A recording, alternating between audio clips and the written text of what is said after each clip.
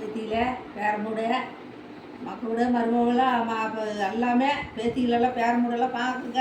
நான் சோறு செஞ்சு பாட்டிமா சோறு செஞ்சு பாட்டிமா சோறு செஞ்சு அம்மாச்சி சோறு போட்டு பரங்காய் வணக்கி போதும் அப்படி வணக்கி பரங்காய் குழம்பு பாட்டிமா கிராம ஸ்டைலில் ஸ்டைலில் அது பூசணிக்காய்ப்பாங்க.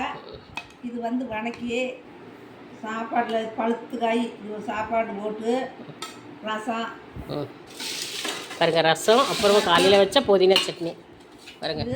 வேண்டாம் ரசம் புதினா சட்னி அது கொஞ்சம் வாரமாக வச்சுக்கோமா, ஏன்னா புதினா வேஸ்ட் பண்ணக்கூடாது. புதினா சட்னி நல்லா சாப்பிட்டா உடம்புக்கு நல்லது, டேஸ்ட்டு. நீங்களும் செஞ்சு பாருங்க. பூசணிக்காயை வணக்கி சாப்பாடு செஞ்சு புதினா சட்னி செஞ்சு சாப்பிட்டு பாருங்கள், டேஸ்ட்டாக இருக்குது. வேறு முடியல பேத்திவிடு. என்னை மறந்துடாதீங்க. நீங்கள் நல்லா இருக்கணும், எங்கே இருந்தாலும் நீங்கள் நல்லா இருக்கணும், நோய் நொடி இல்லாத நீங்கள் நல்லா இருக்கணும்.